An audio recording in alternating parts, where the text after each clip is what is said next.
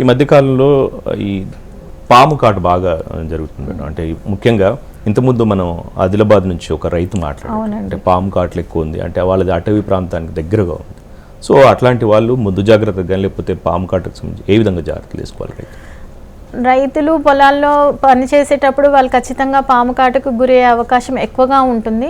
అయితే వాళ్ళు పాములు అనేవి నిశాచర జీవులు, రాత్రి వేళల్లో ఎక్కువగా ఉంటాయి కాబట్టి రాత్రి వేళల్లో పొలంకి వెళ్ళడం కొంతవరకు అవాయిడ్ చేసుకోవాలి. కంపల్సరీ వెళ్ళాలి అన్న సమయంలో మనం కొన్ని జాగ్రత్తలు తీసుకోవాల్సి ఉంటుంది. అంటే లైట్ అనేది వేసుకొని మనం వెళ్ళడం కానీ, అదేవిధంగా షూస్, మోకాలి వరకు ఉన్న షూస్ని, బూట్లని ధరించడం ద్వారా కానీ మనం కొంతవరకు, అదేవిధంగా రాళ్ళు కానీ, రాళ్ల కింద ఈ పాములు ఎక్కువగా ఉండే అవకాశం ఉంటుంది. కాబట్టి అలాంటి ప్లేసెస్కి వెళ్ళినప్పుడు కొంచెం జాగ్రత్తగా తీసుకొని ఉండాలి. అయితే ముఖ్యంగా మనకు చాలా పాములు అనేవి మనకు మేలు చేసేవే ఉన్నాయండి. మన పంటల్లో వచ్చే పురుగుల్ని, అదేవిధంగా ఎలుకల్ని తింటూ మనకు మేలు చేస్తూ ఉంటుంది.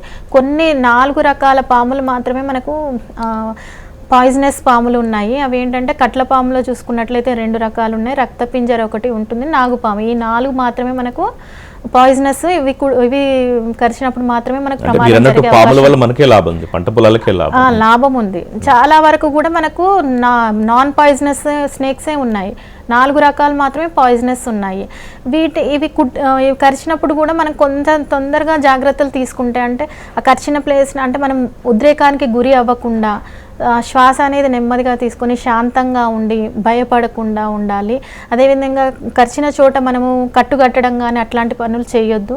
సబ్బుతో కానీ కత్తితో కానీ గాయం చేయడం అలాంటివి చేయొద్దు. అదేవిధంగా మనకు రక్త ప్రసరణ అనేది మనకు, అంటే అతివేగంగా ఊపిరి తీసుకోవడం అట్లాంటివి చేయొద్దు. ఎంత తొందరగా పాము ఒకవేళ కరిచిన వెంటనే ఎంత వీలైన తొందరగా డాక్టర్ వద్దకు తీసుకెళ్ళి యాంటీవెనమ్ ఇంజెక్షన్లు ఇప్పించగలిగితే 90% వరకు మనం ఈ పాముల నుంచి మన ప్రాణాలని రక్షించుకోవచ్చు.